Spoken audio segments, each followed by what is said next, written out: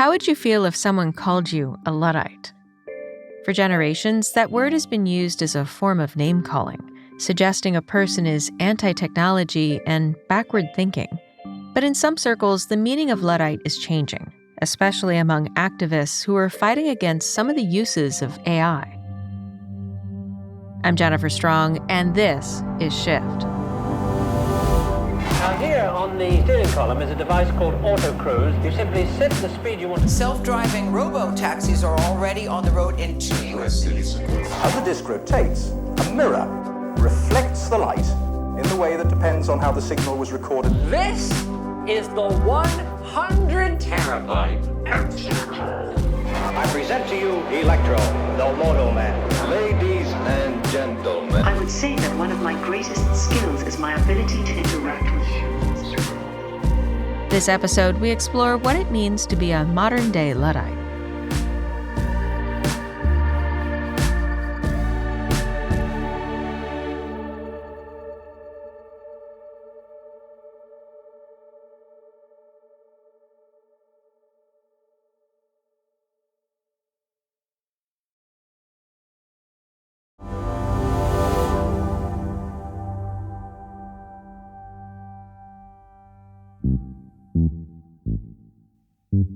I haven't even gotten a new iPhone for 6 years. I'm such a Luddite. I've never been on TikTok. I'm such a Luddite. Or I hate self-driving cars. I won't get in one. I'm a Luddite. None of which are actually representative of what the original Luddites were all about. I'm Brian Merchant, tech journalist and the author of Blood in the Machine, The Origins of the Rebellion Against Big Tech.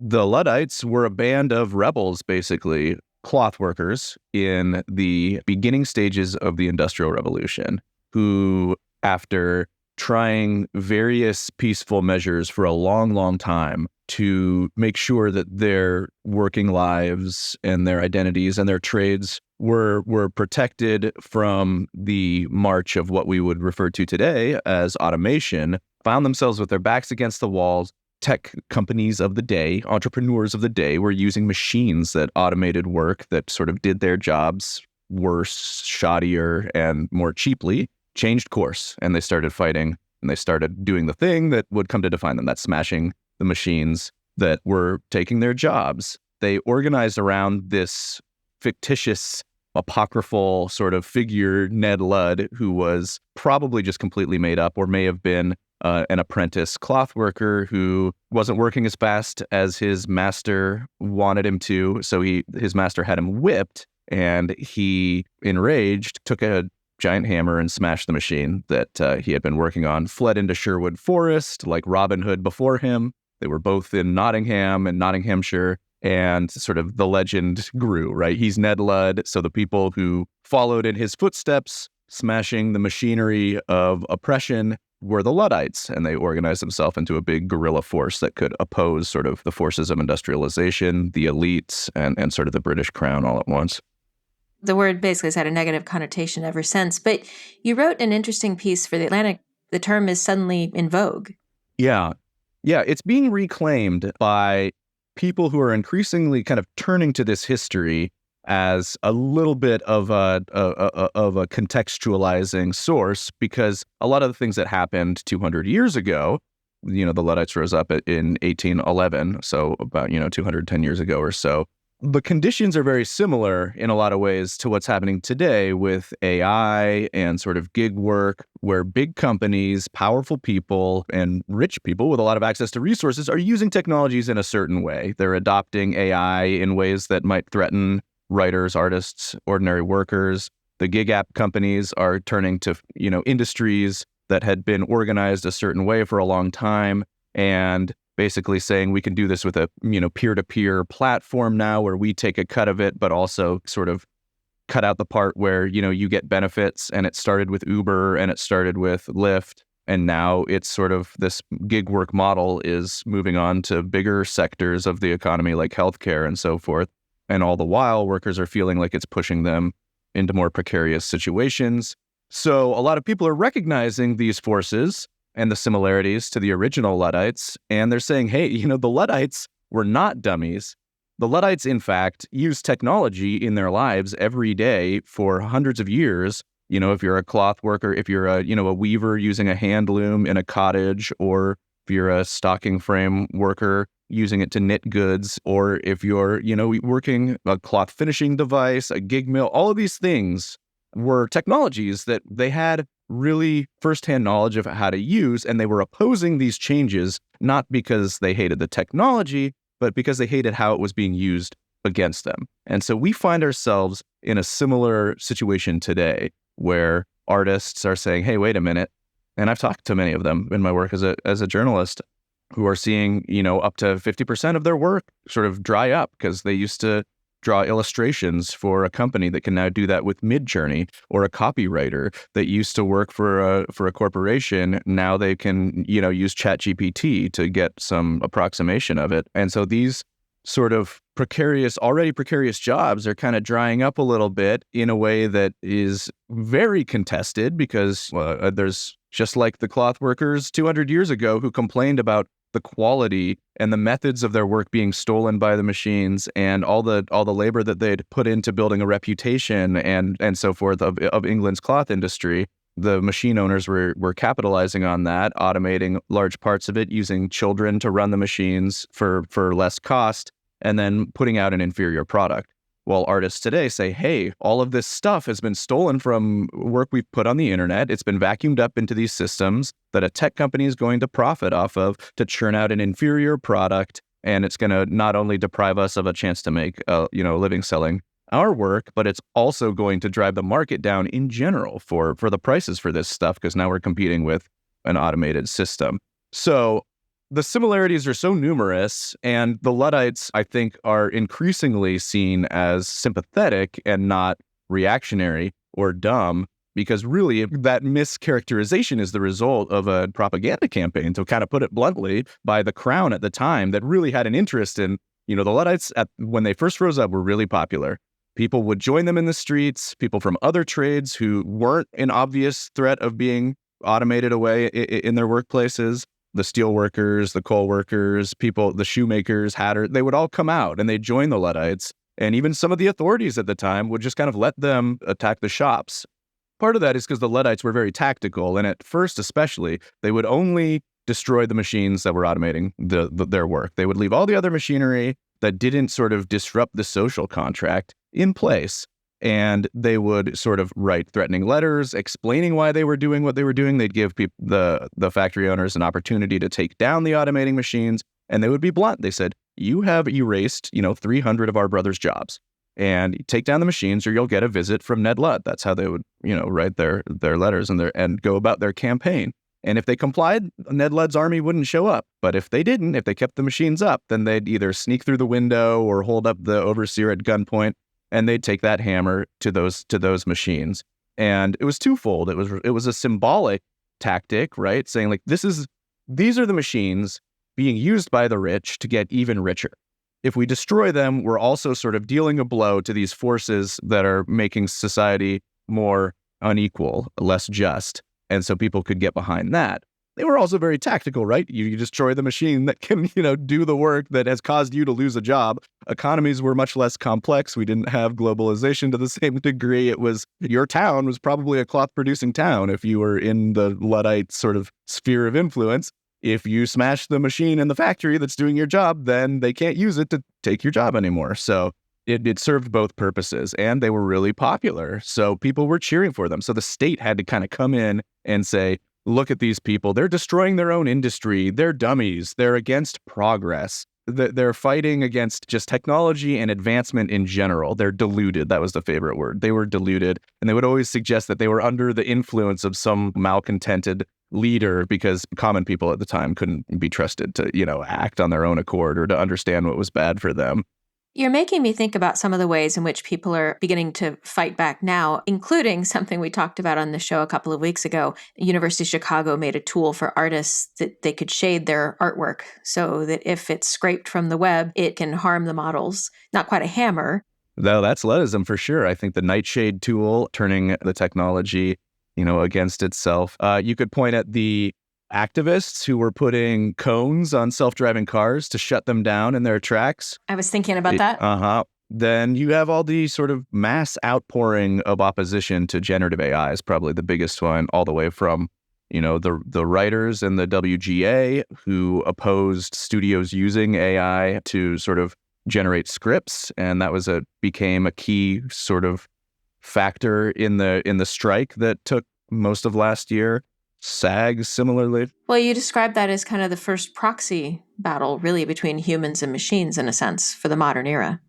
Yeah, it was a really big one, and I think also was more organized, right? Like, so the Writers Guild and Hollywood screenwriters are a very organized creative industry. Then that got the spotlight, and because they were able to sort of unite their membership and sort of fight for this demand, and ultimately they won the right to kind of move AI or the use of AI into their part of the labor process, right? The studio wanted to be able to generate scripts and then take it to the writers and say, rewrite it, make it good, and we'll pay you less because it's already there. And the writers knew well, first of all, no, that's going to be more work, and we're not going to get the IP, we're not going to get residuals and all that kind of thing. It's going to be used as a tool to sort of break down our working conditions.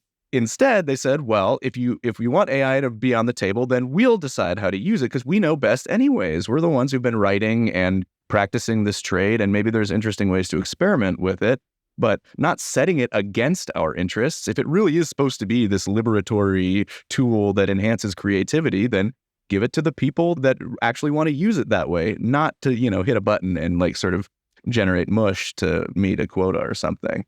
So yeah, I think that was a really telling battle. And it's interesting because, I've been a tech journalist for 15 years, and you would never see something so pointed, like a resistance or a rejection to a certain technology. Like, it wasn't really an arrow in the quiver. It wasn't like a tool on the tool belt that people felt like they could do it. Just say no. And that is very Luddite. And that's another reason I think we've seen this renaissance. I talked to Alex Winter for the piece, Bill from Bill and Ted's. And actually, a tech critic himself. He's made a bunch of great documentaries about the tech industry and its impacts. And he was like, yeah, I find the Luddites a kindred spirit. I think the modern labor movements in a lot of ways is a Luddite movement. We are rejecting what the bosses or what the tech companies are kind of foisting upon us for the means of profit, not for the means of making anybody's lives better or improving workers' lives or even oftentimes the consumer's life. And it's used to try to streamline profit flows a lot of times and very little else. That's often what automation does. So he's saying that's a lot of how they expect to get their gains these days. It's not just about making a better product. A lot of the modern labor fights, especially those that generate a lot of headlines and sympathy, are kind of Luddite battles where people finally find the courage to say, no, the way that you want to use this technology is going to exploit me. It's going to make my life worse. And for 20 years or so, people didn't feel comfortable doing that because they didn't want to be seen as the old version of the Luddites, where you were being seen as backwards looking or hating progress or standing in the way of progress. And you quote Cory Doctorow in your work as well. That was something I had to stop and think about. Yeah, Cory has kind of declared all of science fiction a Luddite literature because it's concerned with asking what technology does, who it does it for, and who it does it to. I think it's a great formulation. Molly Crabapple, the great artist and outspoken critic of generative AI, also puts it, we need to ask who technology serves. Technology was never supposed to be this, master tool that just colonizes everything. It's supposed to have use cases and serve people. So Luddism, I think, and modern Luddism is giving people a framework to sort of ask those questions and say, okay, well, yeah, that is interesting, and it's maybe undeniably kind of a sophisticated technology, but who does it benefit? Who wins out of this equation? And if we win a little bit, who wins a lot, and at what cost? So I think these questions are much more in the air now and are much more sort of, the space has opened up to interrogate, especially the big tech companies after the last 10 years. And yeah, well, I don't think too many tech journalists wanted to be called Luddites, and that's probably what would have happened. Yeah. And they still don't. I'm doing my best. I like to joke that I was probably the first tech columnist Luddite, like open pro Luddite tech columnist. So they're not incompatible, and I will beat this drum till the day I die. So you've been working on this for a while now, this your book, this research. Yeah. How did it come to be? What was the spark? I was working at Vice, at Motherboard, Vice's tech outlet at the time, and it was really just kind of happenstance. It was kind of at the moment in the mid 2010s, I think 2014 or so, when there were more unignorable signs that the sands were shifting. There's so many reports about Amazon's sort of abuses at its distribution centers, and the story that always sticks in my mind is the one where I think it was in Ohio, where they had a distribution center that had no AC and there was a heat wave. And rather than installing air conditioning or telling workers to slow down, they just hired ambulances, private ambulance companies, to idle in the parking lot when people inevitably sort of passed out from heat exhaustion, and then they just take them right to the hospital. We started seeing Uber, who had sort of bounded onto the scene with a bunch of hype and venture capital at its back, promising more money to livery cab drivers if they would switch over. It would be great for cities. It would reduce congestion. It would do all these things. And then 6 or 7 years into the story, you have drivers sleeping in their cars because they can't afford to pay rent because they've systematically lowered their pay and introduced all these gamified elements where you have to keep chasing bonuses to make a decent amount of money. And it just became untenable. And meanwhile, a lot of those taxi driving jobs were either crushed or went away. Black car companies dried up because of the competition. Those sort of kinds of tech companies were starting to show their colors. And then I found this paper. My partner is an academic, and she just had like this anthology that had this paper about the Luddites that was kind of seeking to like distill their true motives, and it was kind of a defense of what they were actually all about. And it really just kind of set this light bulb off. It was like, oh, if we were wrong about this, like the sort of ultimate slander for somebody who doesn't get technology or is opposed to technology as an anti-technology moron, a Luddite, if we're wrong about that, if we have that completely wrong. So it did kind of send me down the rabbit hole. Automation was kind of being talked about, this fourth industrial revolution, or as some people have termed it, or the second machine age, or it's been given a lot of terms, but it's been sort of quote unquote coming for quite some time. So there was that sort of direct parallel between, automation concerns and, the Luddites fighting what was at the time maybe the first round of major systematized job automation. We'll be back right after this.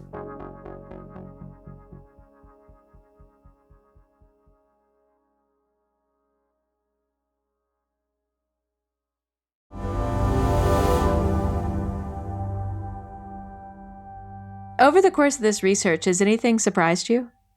What continued to surprise me was just how, like, kind of like one-to-one, like these stories, how similar it was, like how the tech industry of today behaves like the sort of the entrepreneurial elite, you could say, of that time. You wouldn't call it, maybe it's a little glib, but just kind of to really drive the point home in the book, I call the first sort of factory owners, the first tech titans. And I don't do it just for simplicity's sake. I do it because there are a ton of similarities. They are using pretty much the same playbook. So then as now, there's a bunch of people sort of experimenting with technology, modding the hand looms, making things more suited to the way that they like to use it, or improving the rate of production. And so you have tons and tons of people contributing to that. We only remember a handful of people, like Richard Arkwright, who became sort of the, quote, grandfather of the factory system. And he did patent a device called the water frame that kind of automated the process of spinning yarn. Well, he hooked it up to water power and patented this device that would do it automatically. Of course, it turns out that he didn't actually invent it. He took the patent from another inventor. He partnered with somebody who was more technologically sort of astute than he was, elbowed him out of the picture. And the whole time I'm reading about this history, I'm thinking of Steve Jobs and Steve Wozniak, Steve Wozniak was the hardware guy inventing everything. And then Steve Jobs kind of, says like, oh, well, we got to do it this way, do that. And he does all the business side, and everybody remembers Steve Jobs. And meanwhile, countless inventors and countless hackers and modders are sort of left in the dustbin of history. Meanwhile, what the other element of his success isn't that, oh, this was just such a great device that he just like sold it to everybody and sort of made a little bit of profit. And no, he marshaled it into the factory, which at the time looked to everybody like a debtor's prison or a workhouse or a place where people would be punished. And they were horrified of these things, which is why 2/3 of them were run by children who didn't really have a say whether or not they worked there. They came from orphanages or were sent by their poor parents or so on and so forth. Anyways, he builds these factories, and the business theorist Andrew of the day says that his great innovation was not his technological acumen. And he says this approvingly, right? He says that his great contribution to history was his ability to sort of break the spirits of people who otherwise would not want to sit at a factory doing repetitive work, sort of in service of pursuing ultimate productivity. So that was the great sort of breakthrough here that sort of allowed him to become so wealthy. He set up the factories, he divided labor so ruthlessly, had the overseer, making sure everybody was in order. He deprived them of the freedom to go out and walk and take breaks, sing songs, or do the other things that weavers did to make their lives more interesting and more bearable at home when they're weaving in their cottage. They had agency. So I'm seeing in this guy this stew of, Steve Jobs and Jeff Bezos, where ultimately Jeff Bezos' sort of big contribution is the massive productivity that he's able to squeeze. What makes that product go from a factory floor in Ohio to your living room in 6 days? An immense amount of human labor that has to be corralled, surveilled, and made sure to be working as efficiently as possible. So I'm seeing sort of the template there. And then you go down the line, how did they respond when workers first organized and they argued that these new factories were just running roughshod over all of the regulations and laws that had governed the trade for 200 years. And they were, right? There was rules like you have to have an apprentice work for 7 years before he can join the trade. You cannot just employ people who have not been apprenticed. You have to meet certain thread count requirements. And what was their argument? Basically, it was like, that's outmoded. These are new technologies. It doesn't apply. So I'm just looking at that and I'm seeing Uber when they go into a city and people are saying, hey, we have taxi codes. We have municipal laws that govern this sort of thing. You're breaking all of them. And Uber is basically saying, we're a software company. We're just connecting people. We're not a cab company. Even though you pick up your phone and hail a driver to come to your door, that part's not us. And then so they basically were able to, because they were so well financed, they were able to sort of break down the door and, take whatever infractions, fight whatever legal battles until they had sort of, monopolized that part of the sector and the service. And Uber became too big to fail. The cloth workers eventually, became too big to fail. And they, as a result, a lot of people did starve. And the Luddites rose up and waged this huge popular rebellion. And it took years and years and decades of fighting to get things like the minimum wage, to get things like the right to organize, to get, protections for workers. We talk about the ways that, technology made people's lives better.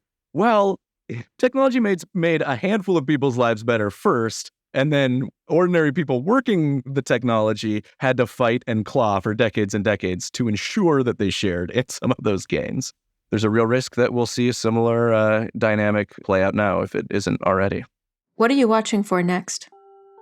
I am watching for the ways that AI companies in particular start selling their services. Last year, 2023, was all about building hype, right? This is my read on it anyways. So we saw Sam Altman and co going around saying, this is the most powerful technology that, the world has ever faced. We better be careful with it. Otherwise it might destroy humanity. To me, that's like one kind of way to do marketing, like doom marketing. So if you're like, oh my God, it's so powerful, like I got to try it, oh my God, if my competitors are using this technology that's so powerful that it could extinguish humanity, I'm not going to have a chance unless I hear their pitch about how it can benefit my enterprise.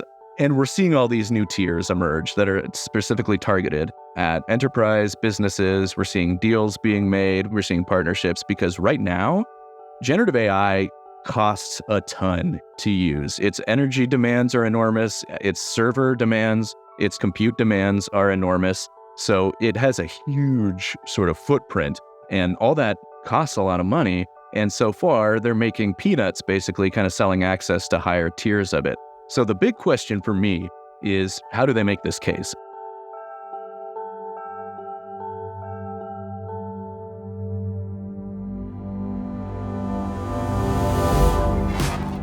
This episode was produced by me and Emma Silikans and mixed by Garrett Lang, with original music from him and Jacob Gorski. Thanks for listening. I'm Jennifer Strong.